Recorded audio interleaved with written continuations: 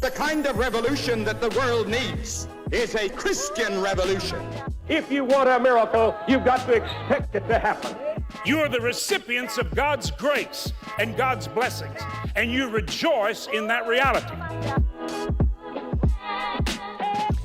Welcome to Life Today Live. Randy Robinson here. And since October 7th, I haven't done a whole lot on Israel. It's been a little difficult getting information that doesn't change very quickly. But it is a situation, obviously, we've been watching, praying for.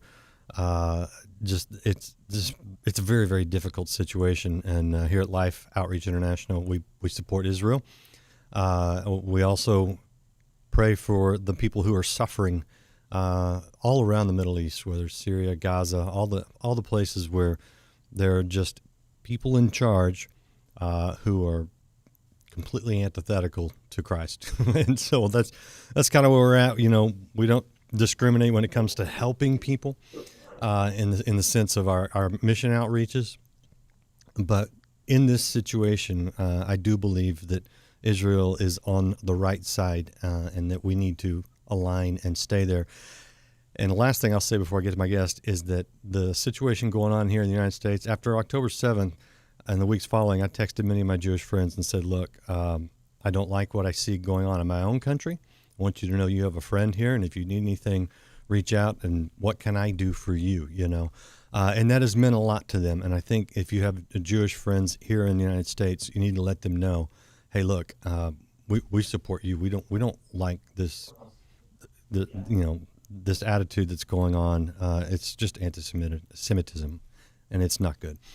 Today's guest is doing a lot of work and has been doing a lot of great work in Israel for many years. I'll let him talk about that. And there's been a little bit of a shift since October 7th. Nir Salomon is the Executive Director of EFRAT, which is an organization that works in Israel. It's not what you would think. I'll let him explain it. And he joins us from an airport in New York City right now where he's getting ready to go back over to Israel. But I wanted to give you a glimpse, a little bit of sort of what's going on right now in this overall fight against terrorism. Nir, welcome to Life Today Live. Great to have you today. Thank you so much for this opportunity. Thank you for your listeners listening in to really get a glimpse of what's going on from a positive perspective. Yeah. But it's a difficult situation. The situation is actually very difficult. So I'll tell you a little bit about the organization. Please. It will at least enlighten our day. The EFRAT organization stands for life.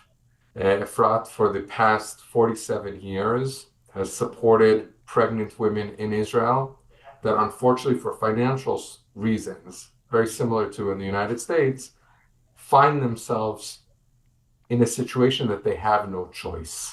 They feel they have to terminate their pregnancy. People say to me, well, but that doesn't make sense. What right mother-to-be would choose to have an abortion? The answer is no mother. But if a mother is in such unbelievable stress, she's not taking logical decisions. We need to make sure that we alleviate that stress and tell her, listen to your inner self. What do you really want? You have a baby growing inside of you. You have to make a decision, but don't be stressed out because you don't have the vision of how you're going to buy a crib, a carriage, a baby bag. That's ridiculous. Mm-hmm. We will provide that. When we see the war happening right now, my son is on the southern border with Gaza in the Golani Brigade. I will do anything to bring back my son alive. So won't I provide a crib or a carriage for this wonderful new baby to come into this world? So we've been doing this for about 47 years. You can read about us at efrat.org. And we've helped over 86,000 women have their children. Just listen to that number. In Israel, a small country, 86,000 women, we save over 3,000 babies every single year in Israel. All of these babies are being raised by their birth mothers. This is not a young girl got in trouble and we took her and we send her out to adoption. It doesn't happen. These are women, unfortunately, that find themselves at their wits' end and they just don't see a future. Now in Israel, when we're during the war, when we realize we're really fighting for our survival, My father himself was a Holocaust survivor from Luxembourg. It's just a few years later, all of a sudden, we're being threatened again, literally for the survival of Israel. We value life even that much more. So I think the importance is to see that the Israeli fight right now, this war, is actually a war of life. There's a lot of death that's involved in it. But sometimes, unfortunately, and if we read the Bible, we understand that there are wars that they're not just that they're fought, they are commanded to be fought. That's a very difficult thing to understand. So EFRAT is not fighting the war on the battlefront, it's fighting the war on the home front. And we are making sure that babies on the home front are being born every single day. Support that we give takes usually 2 years. We escort the lady from the moment that the baby's born. She gets a crib, a carriage, a baby bath.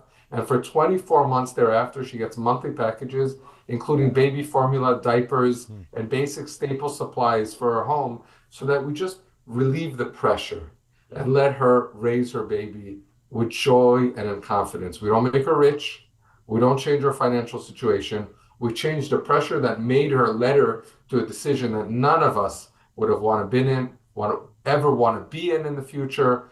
And none of us want to have somebody by our side have to face that reality. So that's what EFRAT does in a nutshell. All right. Well, and that's a beautiful work. I think a lot of Americans will be surprised to learn that abortion is an issue in Israel. I mean, we just don't know. But is this a very, how prominent is abortion? I would ask. Abortion is not a prominent issue. It's not spoken about from day to day. Elections aren't turned on that issue. There are no public debates on that issue. However, when the reversal of Roe v. Wade happened in the United States, so we came under attack because we're the organization that does the work of saving babies in Israel. Again, not anti-abortion, but neither are a lot of the pregnancy centers in America, which are Christian driven. Not all of them are anti-abortion. They're pro-life. They're not anti-anybody. They're really to help the woman out and to bring that child to life. But they came attacking us. And they said, you see, the Christian right is going to all of a sudden appear and it's going to ban abortions in Israel. And we said, okay, but that's nothing to do with us. We're not about banning abortions. We're not interested in banning abortions. We're interested to be there by the side of a woman who we know if she was given the emotional and financial support, she would never make that decision. We are there by her side. And if she does make that decision, we're not God. I said to somebody this weekend, I said, I'm in God's army, but I'm not God. Yeah, right. So I'm following his charge, but I'm not going to judge people. I don't condemn people. I don't pass judgment on a society or a culture. All I want to do is, if God calls to me and says, you need to help somebody, I'll be there to help. And if that person doesn't want to help, then God rules the world and man does not. You're a lot nicer than I am. I was adopted at birth because my mother could not care for me. And so I have a very strong sense that, hey, those of us who are a product of a very difficult situation, as I was, we at least deserve a shot at life, and now I have a wonderful relationship, both with my biological mother and my biological father. Tracked him down, took me 48 years. So, I mean, if any woman happens to be watching and you're struggling with this, I would just say, give us a chance, I called my mother when I found her. I was 25 years old, and I said, you don't know me, but 25 years ago, you made a very difficult decision. I'm guessing it was hard. I want to let you know that I've had a wonderful life. I had 2 children at the time. And I said, I just want to tell you, thank you. And when she quit crying, she asked if we could meet, and we did. And, I talk to her on a regular basis, and we go to lunch periodically because we don't live too far. So, I mean, you never know what's going to happen when you give that child a chance at life. And for many, any woman who's made that hard choice, whether you've given a child up for adoption or struggled through raising that child, thank you on behalf of all of us who are unplanned, unwanted pregnancies. Thank you. Thank you for giving us a chance. You have seen some amazing things happen over these decades of giving children a chance. What have some of those children gone on to do in life? So I want to share with you a story actually now in the war, but before that I have to say it was very moving what you shared, and I appreciate you sharing that. And I want you to know that I say this all the time.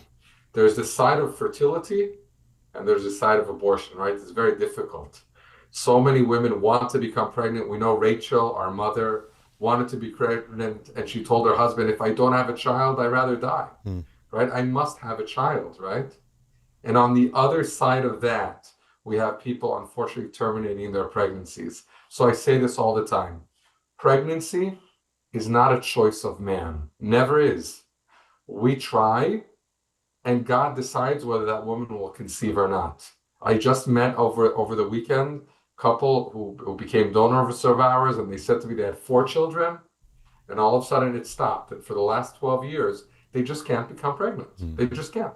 You know why? Because God makes that decision. But once God made the decision to bring you down to the world, now it's our decision. Yeah. And that's very powerful. We have an opportunity to partner with God. God said, I want Randy in this world, period. God already said it. He's on his way. Now the question is, will the woman carrying God's gift to the world, your God's gift to the world, will the woman make that decision to bring to the world or not? Or that soul will come from some kind of other direction, but it's meant to come from your birth mother. Why then it ends up in adoption, we don't know, but it's clear that that's the will of God. So I want to share with you something that was amazing. When the war began, we felt, since we've been around for 47 years, 86,000 children. It's almost 86,200 children. Every day it changes. We have babies born every single day. Yeah. So we realize some of them are in the war efforts, whether they're on the front or wherever. They're in the war, actively participating in the war. So we wanted to give them a hug. So we did 2 things. We ran out and we bought soft shell jackets. These are warm jackets to warm them up at night, because we knew that it was very, very cold, both on the Gaza border and up north. And we also ran around where the evacuees were, and we provided toys to evacuee families to their children. When we went up north, we handed out over 9,000 soft shell jackets, which it's rather expensive, it's rather costly. And we were down to our last 300. We already gave out, I think, 9,500. We were down to our last 300. And we didn't know what to do with it because we had a lot of demand. Calls me up an individual and says to me, listen here, you have to provide me soft shell jackets. I said, okay, but I'm not so sure I have. He says, I need for my son's unit, he's on the K9 unit, and we need 280 soft shell jackets. They're going into, I don't know how many of your listeners know, but unfortunately, the Hamas has booby-trapped this entire city called, this entire area called Gaza with underground tunnels, right? So that's where what happens is they're hiding in the underground tunnels, and we need to somehow go and search for hostages or for terrorists and kill whoever needs to be killed, unfortunately. Now, to go into these tunnels, the first unit going in are K9 dogs. God bless their special souls of these, K9 dogs. Unbelievable.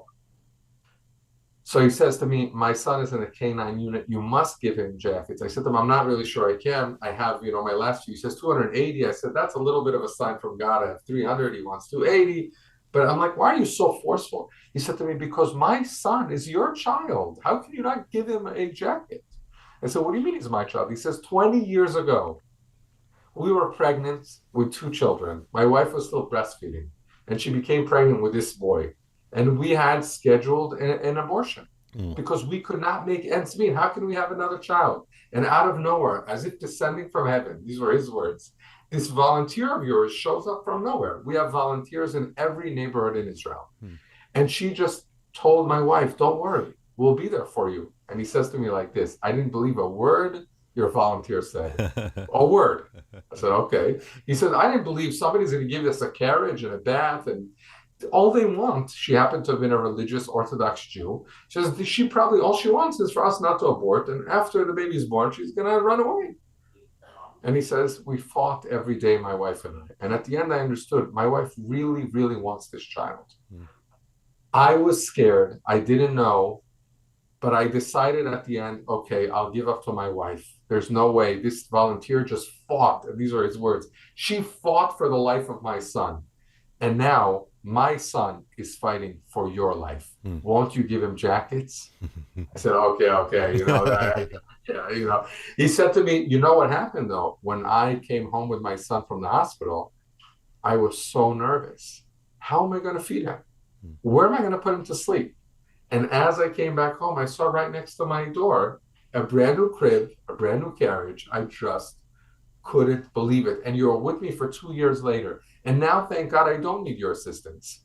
But my son does. And he's your son. Bring him jackets. I said, okay, I'm going into Gaza. He says, you actually can't go because he's literally fighting in Gaza. But you can go meet his commander at a base. In 36 hours, they're going to have a little bit of a break. And when they'll come out, they'll give them these warm jackets. I'm on my way. I call him up. I say, Ellie, I'm on my way to your son. He said, I knew you would do it. We'd do anything for our kids, wouldn't we? Yeah. I said, yes, we would. Yes, we would. So I'm on my way. He says to me, but that's not the end of the story. I said, what do you mean? He says, when we do good in the world, good just continues. It's contagious. I said, what do you mean? He says, 9 months after my son was born, my wife's cousin had the exact same problem. We ran over to her and we said, you can't terminate the pregnancy because a lack of finances. So they said, well, who's going to provide? He says, what do you mean? How are we able to afford our son? There's this organization called EFRAT. She's like, forget about it. I have an abortion schedule. Leave me alone. They said, no, at least meet with their volunteer. And your volunteer, just like with our son, literally fought for their lives. And they too are new cadets in the army and are right now. It wasn't one boy that you saved with my wife's cousin. It was twin boys. And these twin boys are right now fighting on the Gaza border. Is that the photo I Quite have? powerful. Is that the photo I have? Because I've got a photo of two young men with canine. Yeah, so you can't actually see their faces, right? Because that's not allowed because they're in a very special unit. But I believe so. There's that photo right there. So I mean, just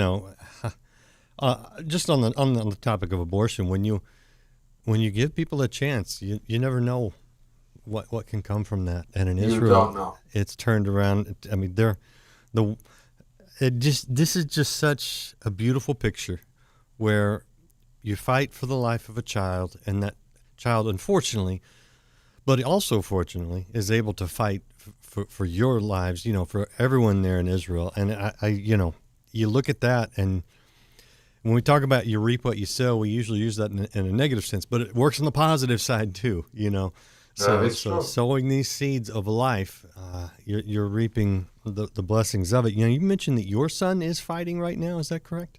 Correct. Listen, I want you to know, and I want your listeners to understand, the war in Israel, not only is it so important to side with Israel at this time, we're siding with you because people don't. I'm an American. My father, just to give you a background, my father's a Holocaust survivor who ended up, in the United States, served on the U.S. Air Force, then moved to Israel, served in the Israeli army. We are big U.S. patriots and obviously very proud Israelis. These people don't speak the same language as you and I. They don't. So when we go in, you understand, for our boys, the concept of killing, they are warriors. The concept of killing is terrible. That's why our army is called the Israeli Defense Forces. We do not want to kill. But we have two options here. Either not kill, and we will be killed. Yeah. In 100% certainty, 100%. Or you have to kill. If we don't do this work is not only done for the Jews in Israel, and not only done for Jews around the world, it's done for the Western world in its entirety, because they are here to destroy our values, period.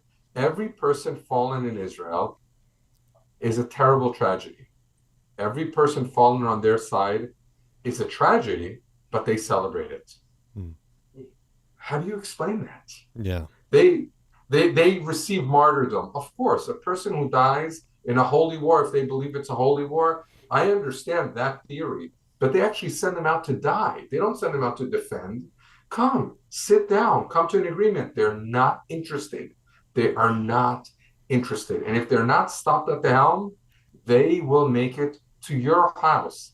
My grandfather used to say, he lived in Luxembourg. Luxembourg was a neutral country. The Luxembourgers in his area were very friendly to the Jews. But when the Nazis came in, the Luxembourg government gave them information of where to find the Jews. Jew by Jew, they just fetched them out and led them to their deaths. That's what they want. If you're not going to listen to their values, they're going to come. First, they're going to give you that little kiss, and we know it from the Bible. The kiss that kills, right? We know that kiss. And then they're going to come with the swords. They work on both fronts. We need to be very careful. And this war, the prayers, all of your listeners should understand the prayers are so important because it's protecting the Holy Land of Israel, but it's also protecting the entire world. And I can see no greater prayer in action than going to God and saying, please protect your children on the war front. We will protect your children on the home front. Go to EFRAT, EFRAT.org, learn about us, support us, sign up to our newsletter so you see the activity, you hear about these stories, you will be inspired. And when you come to Israel, come and visit EFRAT. And in your communities, wherever you are in the United States or around the world, help another woman make sure that that child comes into this world because he has something beautiful to deliver. God said he needs to come to this world. Give him that chance.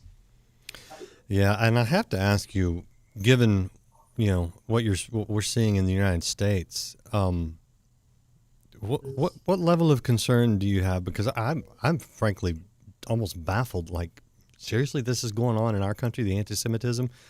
What do you think when you see that? It's extremely, extremely alarming.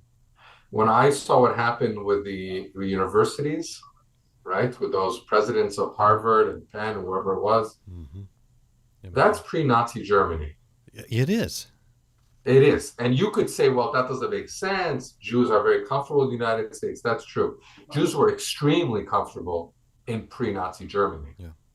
And if you think the tide can't turn quickly, it can turn very, very quickly.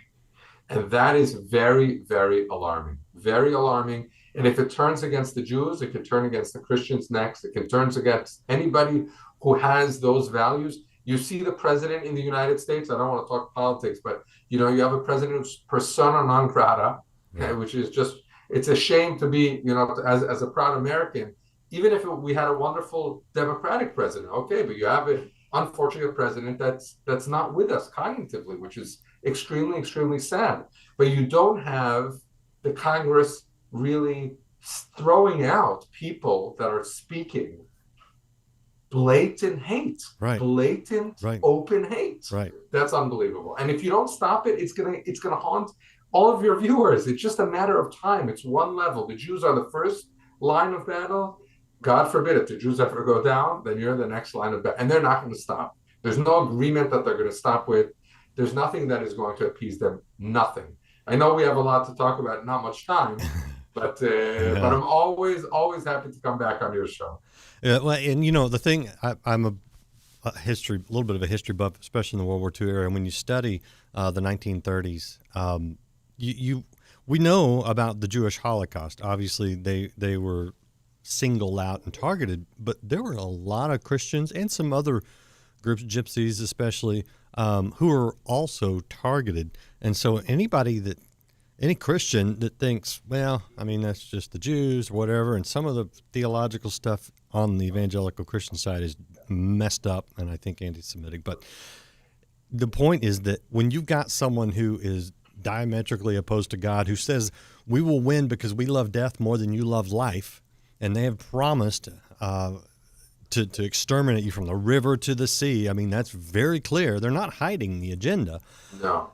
You got to stand against that because that is death. That is not God. That is wrong. And so, I mean, we just need to wake up and we need to we need to deal. We need to confront this because it's very disturbing. I've never seen anything like this, and I don't like it. And sometimes it's I have the privilege of being able to go on at least online and sometimes on television broadcast and talk about it a little bit. But I mean, for the average person, I don't know. Pray, obviously, pray. We underestimate the power of prayer, and then support organizations that are doing the work like EFRAT is doing. But I mean, we can't just sit back and watch because that doesn't work. And you have to speak out. I went to public school in Cleveland, Ohio. You have to speak out. You cannot sit idly by. It's not a Jewish matter. You have to speak out. And if you don't speak out because you're afraid, then they're just going to haunt you. You can't sit on the side and say, oh, I don't want to create any waves because, maybe I'm going to get involved in the commotion. You will be involved in the commotion. So either you hit it up, jump into it head first, or they're going to come at you. And when they come at you, it's much worse. That's why we're fighting this war, because we have to come at it head first, and we cannot stop that battle. Yeah, I agree. And we can vote for people who in America will stand up against it as well. Absolutely. And so I think we have that not just privilege, but responsibility. Absolutely. Nir, I know you need to go. You got a flight to catch, and I appreciate your time and appreciate what you're doing. Is there anything I missed, anything you need to add before I let you go? Just, if you can ask your listeners, go on EFRAT.org. It's worth it. It's beautiful. And help. If you can help EFRAT, get involved and help EFRAT. And also make sure that you help the women in your community, those that need you, or you're not even aware that they need you, and give those children a chance and give that woman a chance to partner with God in bringing that life.